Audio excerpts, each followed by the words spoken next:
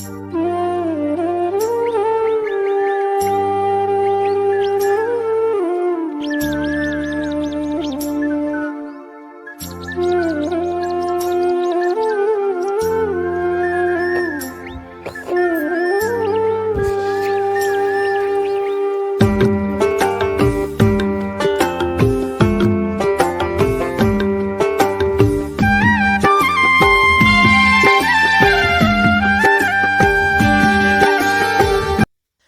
दोस्तों, नमस्कार, जय माता दी। कैसे हैं आप सभी? मैं उम्मीद करती हूँ आप सब बहुत अच्छे होंगे, खूब मस्त होंगे, खूब भले होंगे। तो दोस्तों देखिए, सुबह सुबह से वीडियो स्टार्ट हो रहा है और यहाँ पे मैं गोबर और गेरू को मिला रही हूँ। लाल मिट्टी और गोबर को मिक्स कर रही हूँ, मिला रही हूँ, क्योंकि ये ना एकदम बारीक वाला गेरू है, लाल मिट्टी है।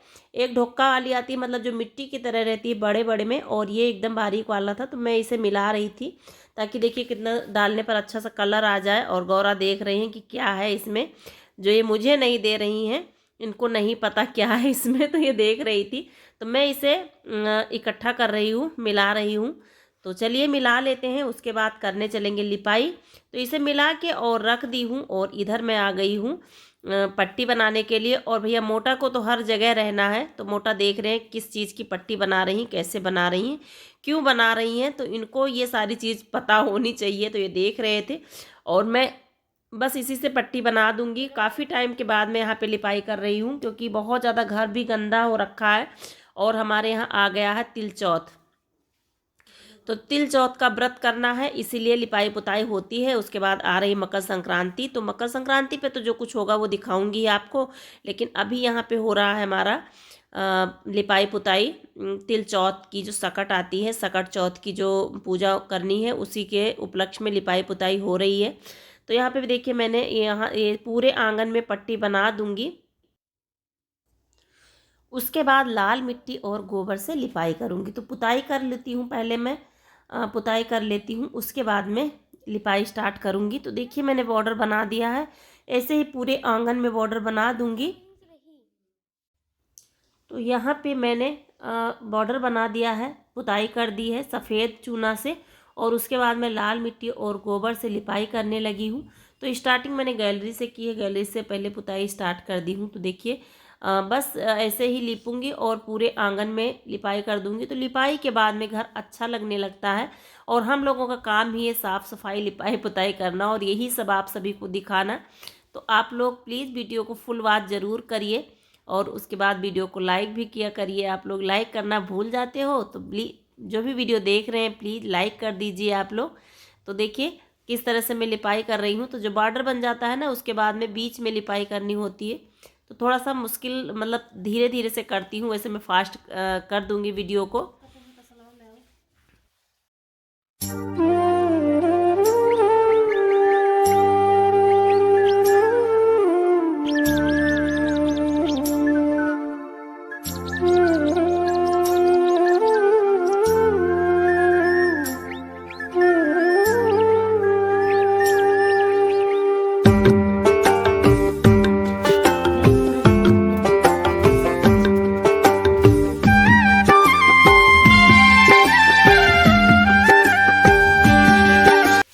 तो यहाँ पे मैं आंगन में आ गई हूँ और आंगन की लिपाई करने लगी हूँ। तो लाल मिट्टी जब हम मिला देते हैं तो कलर बहुत अच्छा आता है, और बदली हो रही, सही से धूप नहीं आ रही है, तो इसलिए वीडियो बहुत ज़्यादा साफ़ नहीं, वैसे तो आया है लेकिन बहुत ज़्यादा साफ़ नहीं आया है, क्योंकि बदली बदली सा मौसम है एकदम से, और लाइट की कोई ज़्यादा व्यवस्था नहीं है।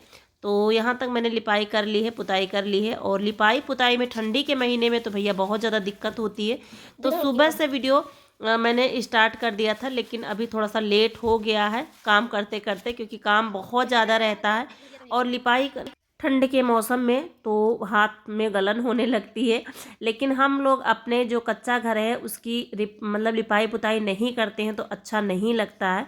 जिन लोगों के यहाँ पक्का है, फर्श है, उनको तो फर्श पोछा लगा लो, लेकिन हम लोगों के यहाँ लिपाई करना बहुत ज़रूरी हो जाता है। तो देखिए हमारी लिपाई हो गई है, और अभी मैं आ गई हूँ छत पे। और छत पे देखिए धान की हालत क्या हुई है। ये सारे धान चिड़ियों ने कितना ज़्यादा मतलब धान को भूसी कर दी है, इतना ज़्यादा धान को मतलब हटा के निकाल के बोरी से कितना ज़्यादा धान इधर उधर कर दी हैं। तो मैं आ गई हूँ, आज निकली है थोड़ी बहुत धूप, तो मैं आ गई हूँ यहाँ पे लगाने के लिए, झाड़ू लगा के और गेहूँ डाल दूँगी सूखने के लिए, हल्का सा सूख जाएगा। तो गेहूँ हमारा अभी नहीं सूखा, तो उसी के लिए मैं झाड़ू लगा रही हूँ यहाँ पे। तो झाड़ू लगा के और गेहूँ डाल दूँगी सूखने के लिए, तो फिर सही रहेगा, सूख जाएगा तो पिसा लूँगी। और उपले अभी नहीं बना रही हूँ मैं, कंडे का काम बंद कर दी हूँ क्योंकि धूप नहीं हो रही थी। आज कई दिनों के बाद, लगभग एक हफ्ते के बाद धूप निकली है हल्की सी, तो अच्छा लगा। तो धूप निकलने से काम थोड़े से ज़्यादा हो जाते हैं हम लोगों के, और जब धूप नहीं निकलती है तो कहते हैं धूप नहीं निकली, और धूप नहीं निकलती है तो काम वास्तव में बहुत कम रहते हैं। बस किसी तरह से खाना बना के और खाना हो जाता है, और जिस दिन धूप निकल आती है उस दिन तो पूरा दिन काम ही रहता है। एक समय मतलब एक भी टाइम नहीं मिलता बैठने के लिए कि धूप सेक लो, इतना ज़्यादा काम हो जाता है। तो देखिए गेहूँ मैं झाड़ू लगा ली हूँ अच्छे से और गेहूँ डाल देती हूँ, और उसके बाद में कपड़े डालूंगी सूखने के लिए, क्योंकि कपड़े भी बहुत ज़्यादा हैं, एकदम से गीले हैं। बस मैंने एक मतलब ड्रायर कर लिया था, लेकिन फिर भी बहुत ज़्यादा सूखे नहीं हैं अभी। वैसे भी मतलब इस टाइम के कपड़े जो हैं वो एकदम से भीगे भीगे से लगते हैं छूने पर। तो यहाँ पे मैंने गेहूं को डाल दिया है, हो सकता है थोड़ा बहुत सूख जाए। धूप निकली है और अच्छी धूप लगी आज, तो धूप बहुत अच्छी लगी क्योंकि ठंडी के बाद में काफ़ी दिनों के बाद में धूप निकली है। और कभी एक समय ऐसा भी आएगा जब हम कहेंगे धूप भैया बहुत तेज़ धूप हो रही है, और अब अभी ऐसी धूप निकलती है तो कहते हैं बहुत अच्छी लगी धूप। तो देखिए कपड़े यहाँ पे मैं डाल देती हूँ इस दीवार पर, तो थोड़ी घंटे खाट तो घाम धूप लग ही जाएगी, तो फिर सूख जाएंगे कपड़े। और जो नहीं सूखेंगे वैसे मैं रख दूंगी, फिर किसी दिन होगा तब फैलाऊंगी कपड़े, क्योंकि कपड़े का इस टाइम पर ना हमारे यहाँ नहीं, लगभग सभी के यहाँ कपड़ों से बहुत ज़्यादा दिक्कत है, क्योंकि कपड़े नहीं सूख रहे हैं। 4 दिन 6 दिन 8 दिन 10 दिन तक कपड़े सूखते नहीं, ऐसे ही गीले रहते थे। मेरे घर भी ऐसी ही हालत थी, जब मशीन नहीं थी तब किसी तरह से कपड़े सूखते थे, और अभी तो सुखा लेती हूँ तो फिर 1-2 दिन में सूख ही जाते हैं। तो बस इसी तरह से धूप में डाल दूंगी, और जितने दूर तक आप छत पे देखोगे सबके छत पे कपड़े ही नज़र आएंगे, क्योंकि आदमी कपड़ों से परेशान है। इतनी ज़्यादा मतलब बरस ठंडी के महीने में तो यही होता है कि कपड़े बहुत ज़्यादा निकलते हैं, और मेरी तो 2 4 6 साड़ियाँ हो जाती हैं। जब नहीं सुखाती हूँ कपड़े तो बहुत ज़्यादा साड़ियाँ हो जाती हैं, तो फिर अलग अलग पहननी पड़ती है, और निकाल के भी नई साड़ी पहननी पड़ती है। तो यहाँ पे मैं आ गई थी धान फटकने के लिए। इसका मुझे पोहा मंगवाना है, हमारे यहाँ चूरा बोलते हैं, तो चूरा मंगवाना है। तो मतलब इसमें बहुत ज़्यादा कलकल था, गर्दा था, और फिर मैंने कहा चलो इसे फटक देते हैं, नहीं तो नहीं लेंगे, नहीं लेंगे। तो इधर मैंने इसे बस फटक फटक के इसी तरह से जो इसका वो है परकोसा वो निकल जाएगा।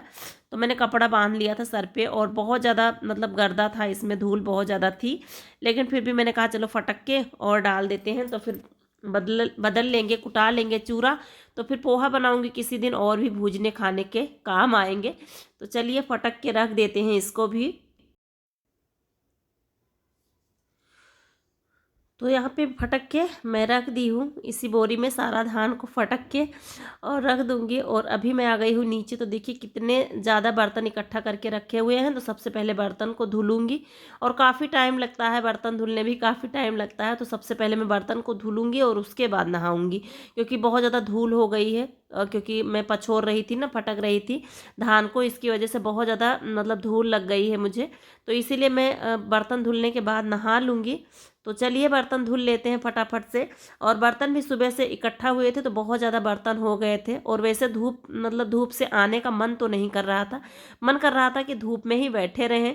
लेकिन काम जब मैं अकेली घर की हूँ तो मुझे और भी काम रहते हैं, घर के काम रहते हैं, कोई आने जाने वाला है उसको भी, उसके साथ भी 10 मिनट बैठना पड़ता है, और पूरे घर का काम मैं अकेली हूँ जो कि मुझे करने रहते हैं। एक छोटे से काम से लेकर एक बड़ा सा काम जो होता है एक हाउसवाइफ का, गांव में बहुत ज़्यादा काम होते हैं शहर की अपेक्षा, तो सारे काम मुझे रहते हैं। तो मुझे हर वक्त मोबाइल की नहीं रहती है। और भैया अगर हम घर का काम ना करेंगे और केवल मोबाइल में ही बैठे रहेंगे, एक हमारे भैया जी हैं, तो उनको मैं बोलना चाहती हूँ, उनका नाम है मिथिलेश कुमार। तो वो जब कमेंट करते हैं तो उनको चाहिए होता है उसी टाइम रिप्लाई।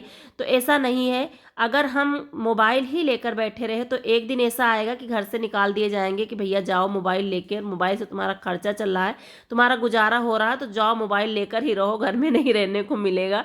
ऐसा होगा, क्योंकि सब चीज़ की जवाबदारी मेरी होती है, हम औरतों की होती है। कौन आना, किसको जाना है, कहाँ क्या है, क्या करना है, ये सारी जिम्मेदारी हमारी होती है।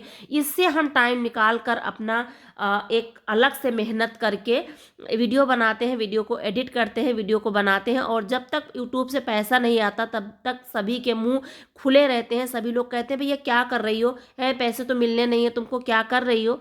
ऐसे सुनना पड़ता है, हम सभी को सुनना पड़ता है। सबके हस्बैंड कहते हैं कि भैया तुम्हारी ये क्या कर रही हो, फालतू की चीज़ें तुम कर रही हो, इससे कुछ हो रहा है, तुम क्यों ऐसा कर रही हो। तो फिर हम उनका सारा काम, घर का सारा काम मैनेज करने के बाद मोबाइल का काम कर पाते हैं। अगर हम सारा टाइम अपना मोबाइल को ही दे देंगे तो भैया एक दिन घर से छुट्टी हो जाएगी और फिर यूट्यूब से हमारा गुजारा होने से रहा।